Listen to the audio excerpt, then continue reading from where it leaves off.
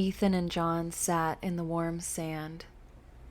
They sipped their beers and stared out at the horizon, lost in thought. Waves lapped at the shore as the gray concrete pilings of the pier loomed overhead, casting long shadows down the beach. Ethan broke the silence. "You seem better." "Better?" John said. "You weren't doing too good after she died," Ethan said. John smiled and finished his beer. "Yeah, I feel better. That's good." Ethan pulled another beer from the cooler and passed it to him. "You're not going to ask why?" John said. Ethan shaded his eyes to watch the wet-suited surfers bobbing in the blue-green water. John had been drowning in guilt over how he'd left things with his mom. They'd barely spoken the past few years, and in the end, John had refused to see her before she died. After the funeral, Ethan had watched from a distance, waiting to see if John would be strong enough to pull through or end up drinking himself to death. Caring about people makes you weak. Ethan shrugged. Xanax? Therapy? Nope. John chuckled. "I've been trying to figure out if I should tell you. You won't believe it." Raising his eyebrows, Ethan said, "Try me." After Mom died, I spiraled. I took pills, I drank, but nothing helped. I lost my job. My stepmom finally threatened to kick me out if I didn't straighten out. "I remember," Ethan said. "Then I heard something from a friend of a friend, a way to change things. It sounded completely crazy, but I'd already lost my mind, so why the hell not?" John looked at Ethan. "Fucking thing worked." "What worked?" Ethan said. "The doorway." Ethan blinked. "The doorway?" "Look through the center of the pier. See how the last set of pilings looks like an open door into the sky?" John said. Ethan squinted at the rectangular opening several hundred feet offshore. "Okay, sure. If you swim in and out of the columns in just the right way at just the right time, and then swim out through that doorway, you end up in a memory." John finished his beer with a belch. "Uh-huh. Sounds like a lot of work when I can already see my memories when I want." He tapped his temple. "In fact, it sounds like bullshit. It's not just seeing a memory. You can change things," John said. Ethan snorted. "Changing a memory. Pretty sure I've seen that movie." John sighed and glared at him. "Fine. You pick a memory and change it somehow. Continue," Ethan said, waving his hand in the air. "I was told you can't pick what memory you end up in. Whichever one it is, you have to figure out how to change it to get what you want," John said. Ethan rolled his eyes, but kept quiet. "When I swam through the doorway, I was back at my 8th birthday party. That was the last year my parents were together. Things were falling apart fast, and my mom pulled out all the stops for my party. At the end of the day, I remember I hugged her for what seemed like forever." John smiled.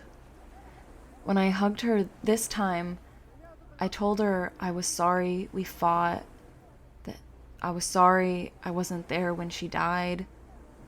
John stared at his hands. I said goodbye. Sounds like a hallucination. John drew a sharp breath. Ethan put his hands up. I'm not saying you didn't say goodbye or whatever. I'm just saying you didn't have to swim around in circles and almost drown yourself. You could have just, I don't know, taken some shrooms or something. John laughed. Maybe. The strangest part is when my stepdad called a few weeks back. I told him about saying goodbye, but I lied and said it was a dream. He got quiet for so long, I thought his phone died. Then he said my mom told him on her deathbed that I'd said goodbye to her at my 8th birthday party, and she finally understood why. He'd never told me she said that because he assumed she was out of it from the pain meds. Ethan stared out at the doorway. You think you changed something in real life through a memory? Yeah. I thought maybe you'd want to try. Ethan narrowed his eyes. I don't need some superstitious bullshit to feel better. That's for the weak. Why do you think that? Because I've known you forever. You've always been kind of quiet, but you went into depressed hibernation mode after that kid Peter tried to kill himself and ended up a vegetable. You snapped out of it eventually, but after Peter died, you started drinking a lot and barely leaving your room, John said. I didn't realize you two were friends. We weren't. It's just a coincidence. Ethan opened another beer and took 4 big gulps. John stared at Ethan. If you say so, whatever the problem is, you've already tried sleeping your life away. You've tried drinking, he said, tilting his head toward the empty cans in the cooler. What's next? Suicide? Ethan started and glanced at John. John nodded. I've been there. Try this instead. It works, I swear. Ethan scowled. A large seagull landed on the beach a few feet away and eyeballed the cooler. He tossed an empty beer can at the bird. It squawked and flapped away in a flurry of sand and feathers. John grinned and looked out through the doorway. I'll tell you exactly what to do.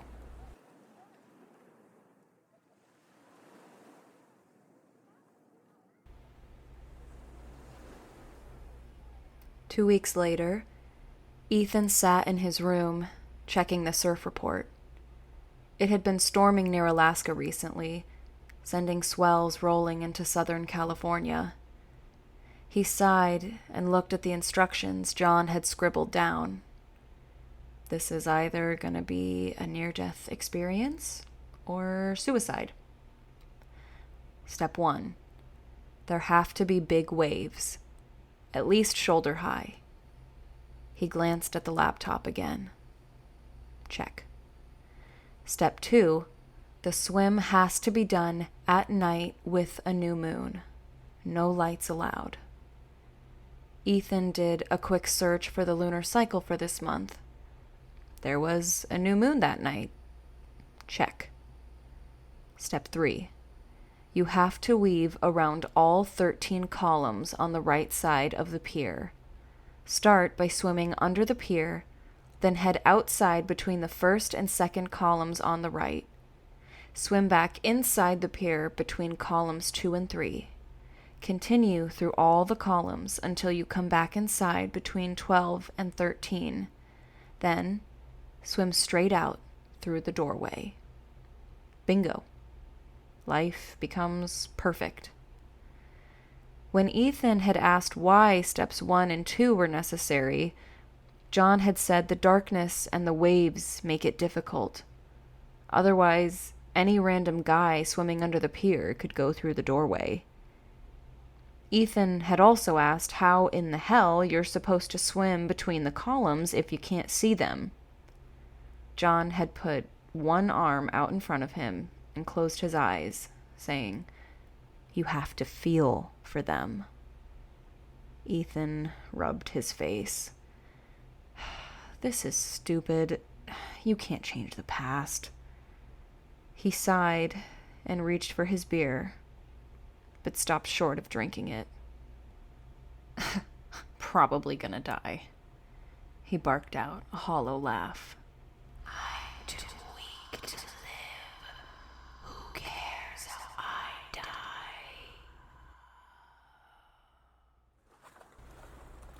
Ethan stood under the pier as a brisk breeze blew in off the water. The waves crashed against the shore in regular sets. He kicked off his flip-flops and sunk his feet into the cold, damp sand. He pulled up and zipped his wetsuit before stretching to warm up. The dim sodium lights from the distant parking lot illuminated the outline of the first columns of the pier, and lights shimmered under the water, as if UFOs were swarming underneath the surface. Must be night divers headed out to the canyon. He walked to the edge of the water and waited for a lull. When it came, Ethan took several deep breaths and moved out into the chilly, dark water. As soon as it reached his hips, he dove in and swam to the right, heading between the first two columns. 1. Inside. He reached out his left arm and felt for the rough concrete piling of column 2. His fingertips caught the edge. 2. Outside. He turned left, following it around to come back under the pier. 3. Inside. 4. Outside. 5. Inside. He made good time in the lull. He'd been on the swim team in high school, and he still did rough water swims in the cove. As Ethan rounded column 6, outside, the waves grew bigger. Finding his way while being tossed about was almost impossible. He managed to get around column 7, inside, but finding column 8, outside, seemed to take hours. His arms and legs burned and his breathing grew ragged. At column 9, inside, his elbow collided hard with the piling. His hand went numb. He stopped and shook out his arm. Treading water, he tried to orient himself. Far off to his left, he saw the diver's lights glimmering before a wave crashed over his head. He surfaced, took a deep breath, and continued. As he swam around column 10, outside, some of the tension left his shoulders. With only 2 columns left before passing 13 and swimming out to the doorway, Ethan caught a second wind and pushed himself with everything he had. 11. Inside.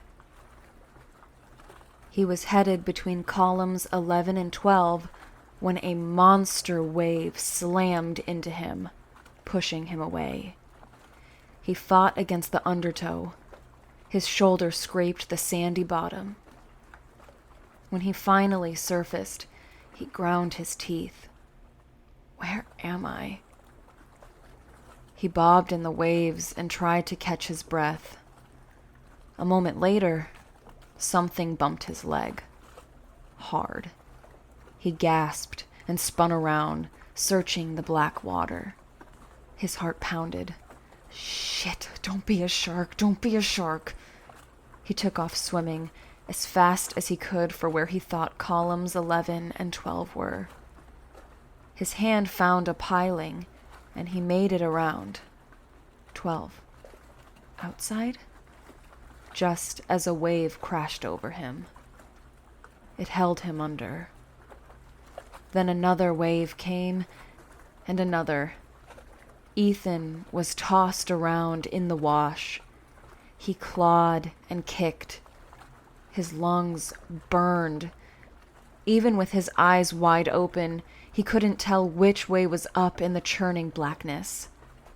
A piling collided with his head and back, driving the last bit of air from his lungs.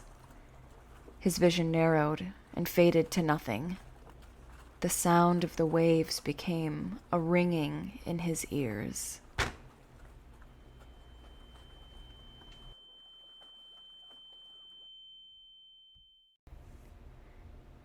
Ethan opened his eyes.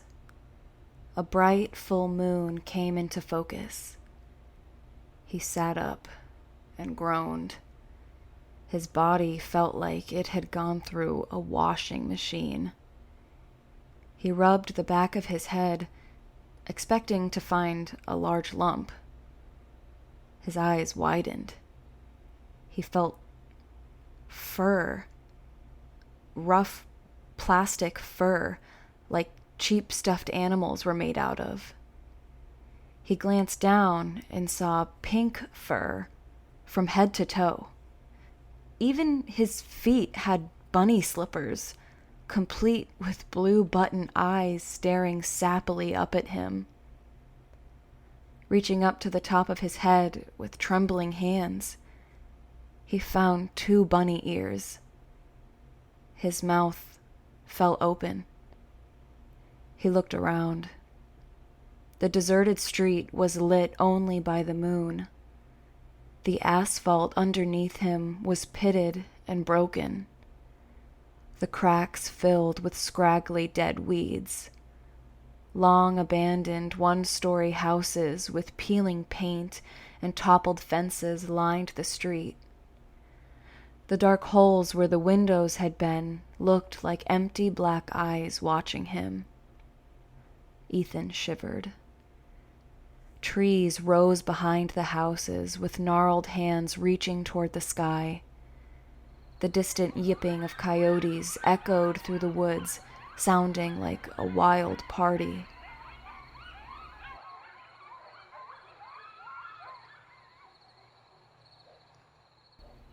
He stood up on shaky legs and almost tripped over a lumpy gray pillowcase. The world spun. He panted, stumbling to a rotted fence post. He leaned against it. When the world steadied, he discovered his point of view was lower than it should be. What the hell? A young, trembling voice came from his mouth.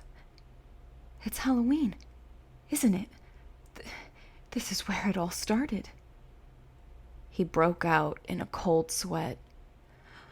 Dear God, I'm 10 years old. Ethan's eyes followed the faded yellow line of the road as it curved up and around, ending in a cul-de-sac. Something stood in front of the house at the very end of the circle. He swallowed hard, picking up the crinkling, candy-filled pillowcase. He walked towards the house. Drawing closer, he saw the figure was a small, fidgeting cowboy. The cowboy's eyes were opened wide, and he clutched a yellow pillowcase in front of his chest with both hands. His hat was too big. It wobbled on his head as he kept turning to look behind him. He hadn't seen Ethan yet. Ethan snuck through the yards and ducked behind a garbage can near the cowboy. He waited a moment before jumping out. Boo! The boy jumped and screeched. Ethan laughed. Stop shrieking. Peter, it's me. I thought you were a ghost, Peter said. A furry pink ghost. Ethan chuckled menacingly and said, "I'd worry more about the coyotes." Yeah. Peter's eyes darted around. He tilted his head back to see Ethan's bunny ears, and his hat slid off onto the dusty remains of the lawn. He shook the dirt off and shoved it back onto his head. "I was worried you weren't going to show." "What are you, anyways?" he said. "The Easter bunny?" "But it's Halloween," Peter said with a frown. Ethan smiled. "That's the joke, dumbass. Let's go."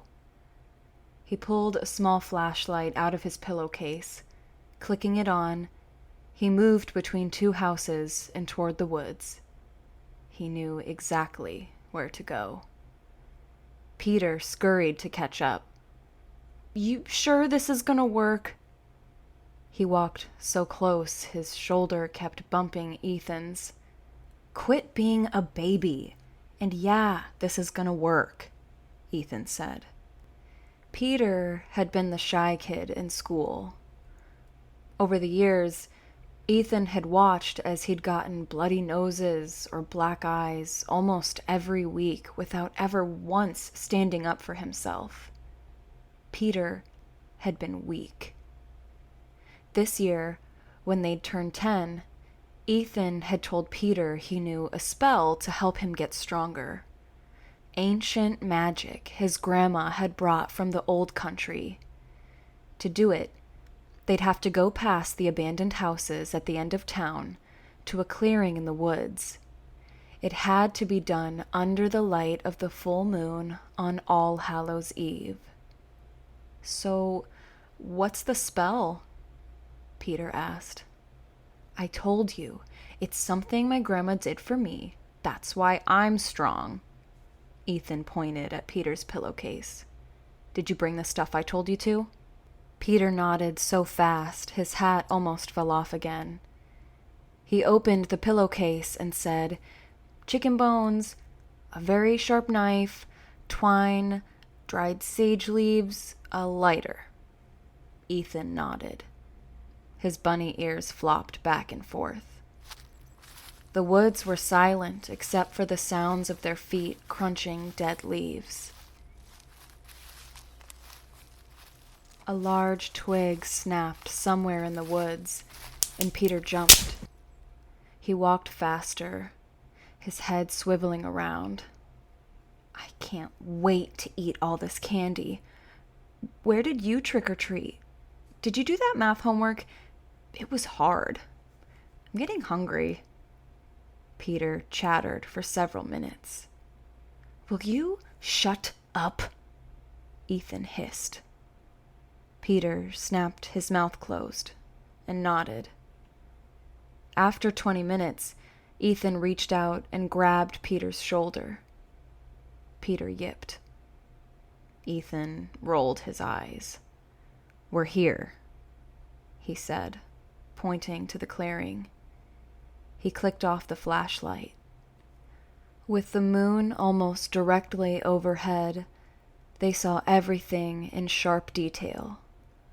Tall weeds swaying in the breeze, a fire-charred canyon oak at the far end of the clearing. A large barn owl rested on one of its branches. The owl hooted softly and fluffed its feathers. "Take off your shirt and lay down over there," Ethan said. Peter shivered. "It's freezing out here." "Fine, I'll just go home then." Peter jumped. "Don't! I'll do it." As he tilted his head down to unbutton his shirt, his hat fell off and rolled into the clearing. Eyeing the tall weeds, he said, "Think there are rattlesnakes in there?" Ethan sighed. He grabbed Peter's pillowcase and pulled out the magic items. He remembered his younger self had spent the week prior reading up on what was needed to cast a spell.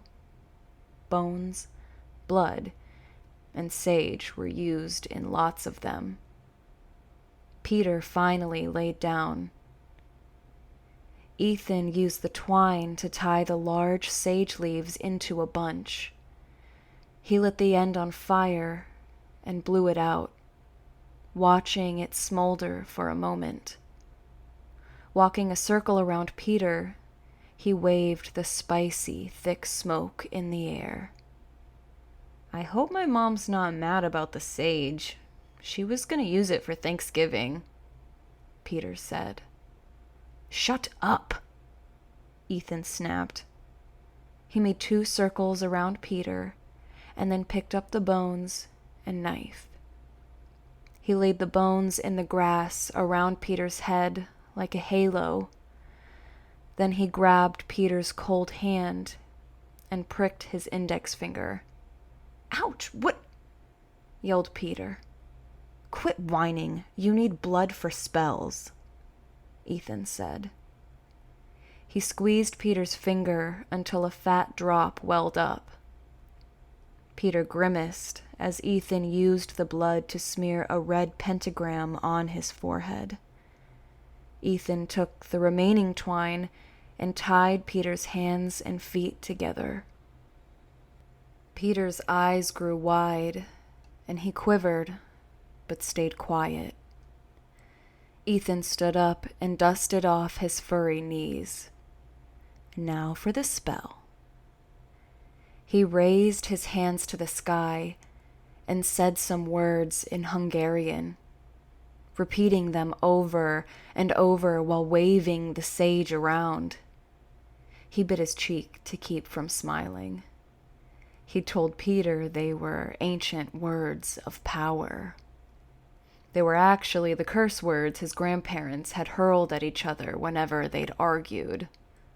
"Almost done," Ethan said. He picked up the knife again and sat on Peter's abdomen. "What are you doing?" Peter said. "This is the last part," Ethan said as he raised the knife above his head. Peter yelled, "Stop messing around! I don't want to do this anymore!" He bucked, trying to throw Ethan off. But Ethan was too heavy. Peter cried hysterically. He feebly swung his tied fists at Ethan. Ethan ducked and slapped him. He slapped him again and again until Peter's nose bled. Peter stopped fighting and lay sobbing. Ethan raised the knife as high as he could go. He laughed and brought it down. Peter shrieked and squeezed his eyes shut. After a moment, he cracked open his eyes. Ethan's face was close to his. Peter glanced to the side and saw the knife sticking out of the ground next to his head. He could feel the cold metal touching his ear. "This is how it ended," Ethan said. What? Peter said. "The first time. You passed out and I left you in the woods." Peter squirmed and Ethan scooted up toward his chest to keep him still. He pulled the knife out of the ground and stared at the blade. "The spell was bullshit. You were always so weak, and I felt sorry for you. I hoped a near-death experience would toughen you up," Ethan sighed. But it didn't. Peter's eyes were wide and focused on the knife. He cried again, the tears sliding down the sides of his face. "The day we graduated high school, you hanged yourself. But you didn't even get that right. You were still alive when your dad found you and cut you down. You were a vegetable for 2 years after." Ethan stared into Peter's eyes without blinking. "I visited you. in the hospital a few months ago and ended your pathetic existence. A fleeting smile passed across his face. I still felt sorry for you. Ethan turned the knife blade until he could see the moon reflected in it. I shouldn't have cared about you in the first place. You made me weak. You made my life miserable. He moved the knife to the left side of Peter's neck. Peter screeched, and his eyes rolled back in his head. Ethan said, I'm not even sure if this is real. Maybe I'm dead. He leaned down to Peter's ear, whispering, Doesn't matter, though. I'm gonna do what I should have done the first time. He drew the knife across Peter's throat from ear to ear. Peter's eyes shot open as a curtain of blood poured from his neck. He gasped, trying to scream. His body thrashed and convulsed. More of his blood flowed out with every pump of his frantic heart. His struggles grew weaker. Crimson saliva bubbled from his mouth. He stopped moving, his empty eyes staring up at the moon. Ethan stood up on trembling legs and used his furry arm to wipe the blood from his face. Grabbing his flashlight with shaky hands, he moved around the clearing, gathering up all the magic items and tossing them into his pillowcase. The skin on the back of his neck itched.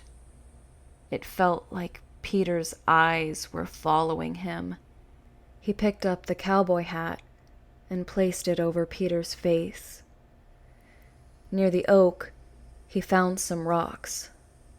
The owl watched with unblinking eyes as Ethan stripped off his blood-soaked bunny suit and stuffed it into the pillowcase along with several heavy rocks.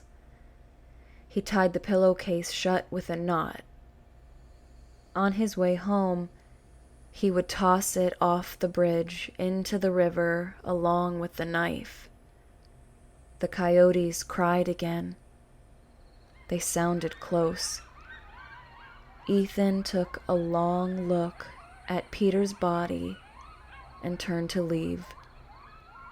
The moon went behind a cloud, plunging him into darkness. His ears were filled with the sound of churning, roaring water. He spun around, eyes wide. A torrent of cold water drenched him. His teeth chattered. His knees gave out, and he fell to the ground. He tried to get up, but he couldn't move. He couldn't see. He couldn't breathe. His ears rang as his consciousness faded to nothing. Hey! Hey! Are you all right? Ethan opened his eyes and winced. His head throbbed. He rolled over and vomited what felt like a gallon of seawater. Frowning, he wiped his nose and mouth. His hand came away bloody. An older woman in a wetsuit hovered next to him with a flashlight. Behind her were several air tanks, masks, and fins. The woman put her hand on Ethan's shoulder. My friends ran to the car to call for help. Are you okay? Ethan sat up and scanned the shoreline. The pier was nowhere in sight. A grin crept across his face, and he laughed.